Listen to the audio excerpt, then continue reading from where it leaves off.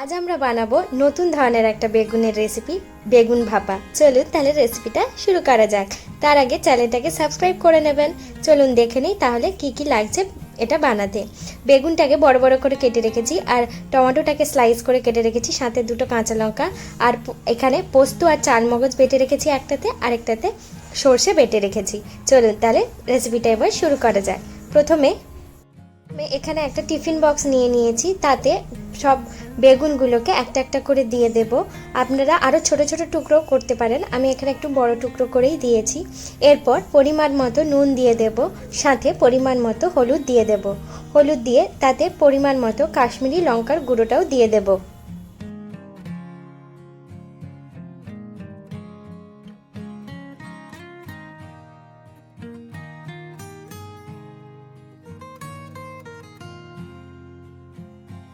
কাশ্মীরি লঙ্কার গুঁড়োটা দিয়ে আগে থেকে যে সর্ষেটা বেটে রেখেছিলাম, সর্ষে বাটাটা দিয়ে দেব। এখানে আমি 2 টেবিল স্পুনের মতো সর্ষে বেটে রেখেছিলাম, সাথে 2 টেবিল স্পুনের মতো পোস্ত আর 2 টেবিল স্পুনের মতো চাল মগজ মিক্সিতে বেটে রেখেছিলাম, ওটাও দিয়ে দেব। দিয়ে হাত দিয়ে ভালো করে এটাকে মাখিয়ে নিতে হবে।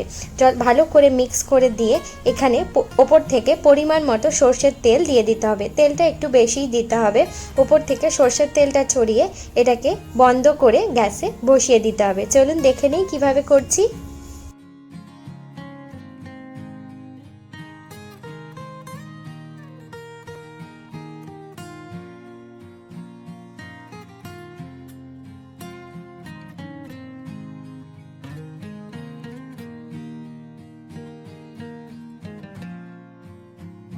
উপর থেকে আমি সর্ষের তেলটা ছড়িয়ে দিচ্ছি। সর্ষের তেলটা ভালো করে ছড়িয়ে দরকার হলে একটু হাত দিয়ে ওপর নিচ করে মাখিয়ে দিলেও হবে।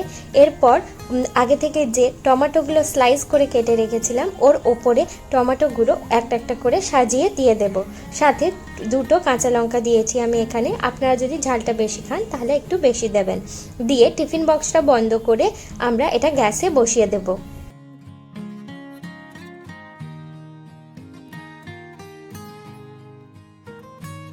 টিফিন বক্সটা ঢাকনা দিয়ে এরপর গ্যাসটা অন করে গ্যাসের একটা কড়াতে পরিমাণ মতো জল দেব, সাথে একটা স্ট্যান্ড বসিয়ে দেব।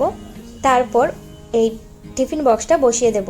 দিয়ে আরও কিছুটা জল এখানে দিয়ে দেব, যাতে টিফিন বক্সের নিচটা জলের মধ্যে ডুবে যায়।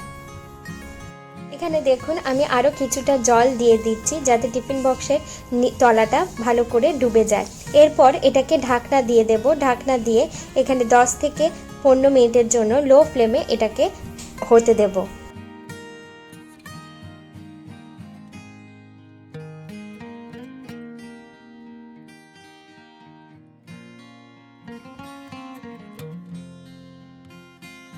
দশ থেকে 15 মিনিট পর আমি দেখুন ঢাকনাটা খুলে দিয়েছি। জলটা অনেকটা কমে এসেছে এবং জলটা ফুটছে। এটা প্রায় তৈরি হয়ে গেছে। এবার এটা আমরা নামিয়ে নেব। নামিয়ে নিয়ে আমি ঢাকনাটা খুলে দেখাচ্ছি এটা কীরকম তৈরি হয়েছে।